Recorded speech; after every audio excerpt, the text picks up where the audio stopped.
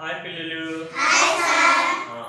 ఈరోజు మనకు సూర్యగ్రహణం ఏర్పడుతున్నటువంటి రోజు.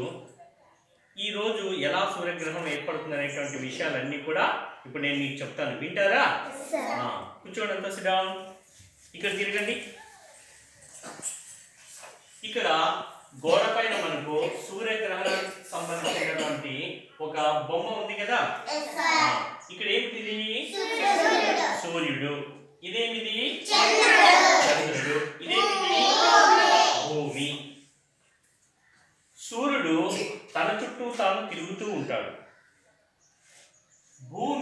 భూమి తన చుట్టూ తాను తిరుగుతూ సూర్యుడి చుట్టూ తిరుగుతూ ఉంటుంది. ఈ చంద్రుడు తన చుట్టూ తాను తిరుగుతూ భూమి చుట్టూ తిరుగుతూ ఉంటాడు. ఈ సూర్యుడు, చంద్రుడు, భూమి అనేవి అంతరిక్షంలోన ఆకాశంలో ఉంటాయి. ఓకేనా? సూర్యుడికి భూమి అనేది ఒక ఉపగ్రహం. ఓకే, భూమికి చంద్రుడు ఒక ఉపగ్రహం. ఒకరోజు ఏమవుతుంది అంటే ఈ సూర్యుడు, చంద్రుడు, భూమి తమ చుట్టూ తాను తిరిగేటప్పుడు ఒకరోజు ఒకే వరుసలో వచ్చి నిలబడతాయి. ఈ పటంలో ఒకే వరుసలో ఉన్నాయి కదా. అలా నిలబడిన రోజు గ్రహణం అనేది ఏర్పడుతుంది. అది వరుస ఎలా ఉండాలి అంటే సూర్యుడు మధ్యలో చంద్రుడు, తర్వాత భూమి. అంటే సూర్యుడికి భూమికి మధ్యలో చంద్రుడు వచ్చినప్పుడే సూర్యగ్రహణం అనేది ఏర్పడుతుంది.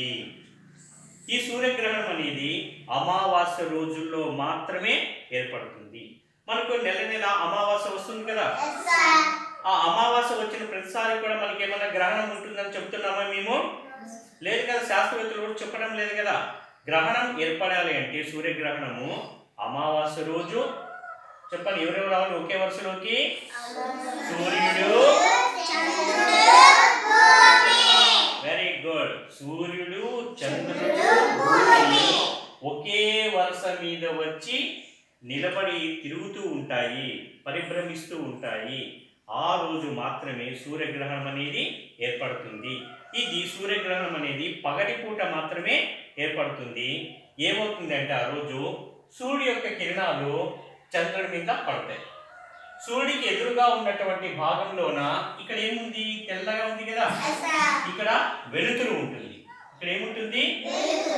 సూర్యుడికి ఎదురుగా ఉన్న భాగంలో వెలుతురు ఉంటుంది. సూర్యకిరణాలు పడని భాగంలోన మబ్బు, చీకటి ఉంటుంది. అర్థమైందా? అప్పుడు ఏమవుతుందంటే ఈ చంద్రుడి యొక్క నీడ భూమి మీద వచ్చి పడుతుంది. ఈ సూర్యుడి కిరణాలు చంద్రుడి మీద పడతాయి. ఆ చంద్రుని యొక్క నీడ భూమి మీద పడుతుంది. ఆ భూ ప్రాంతంలోన చీకటి అవుతుంది. ఆ ప్రాంతంలో ఏమవుతుంది? అప్పుడు ఈ ప్రాంతంలో ఉన్నటువంటి ప్రజలకు ఉన్నట్టుండి సూర్యుడు కనిపించకుండా పోతాడు. అర్థమైందా? ఈ మిగిలిన ప్రాంతంలో ఉండేటువంటి ప్రజలకు సూర్యుడి యొక్క వెలుతురు ఉంటుంది, సూర్యకిరణాలు కూడా పడుతూ ఉంటాయి, తర్వాత సూర్యుడు కూడా కనిపిస్తూ ఉంటాడు. ఈ చీకటి భాగాన్ని ఏమంటామంటే ప్రఛాయ అంటాం. ఏమంటా? సూర్యుని, ఈ చంద్రుని యొక్క నీడ పడినటువంటి ఈ భాగం అంతా కూడా చూడండి, ఇక్కడ మబ్బుగా ఉంది కదా. ఈ భాగాన్ని అంతటినీ కూడా ఏమంటాం? ఈ చీకటి భాగాన్ని ప్రఛాయ. తర్వాత ఆ ప్రఛాయకి అటువైపు ఇటువైపు ఉన్నటువంటి ఈ భాగాన్ని, భూమి మీద ఉన్నటువంటి ఈ భాగాన్ని పాక్షిక ఛాయ అంటారు. అర్థమైందా? ఈరోజు అమావాస్య రోజు, తర్వాత సూర్యగ్రహణం ఏర్పడినటువంటి రోజు. కాబట్టి ఈ రోజు మనకి ఏం ఏర్పడింది? ఒకే వరుసలో రావడం వల్ల ఏ గ్రహణం ఏర్పడింది? సూర్యగ్రహణం ఏర్పడింది కదా. ఈ సూర్యగ్రహణాన్ని మనము ఎట్టి పరిస్థితుల్లోన డైరెక్ట్ గా కంటితోన చూడకూడదు. అలా చూస్తే మన కంటి చూపు తగ్గిపోయే ప్రమాదం ఉంది, కంటి జబ్బులు వస్తాయి. కాబట్టి మనం ఏం చేయాలప్ప అంటే పెద్దవాళ్ళ సమక్షంలోన, టీచర్ల సమక్షంలోన మీరు నల్ల కళ్ళద్దాలు ఇస్తారు.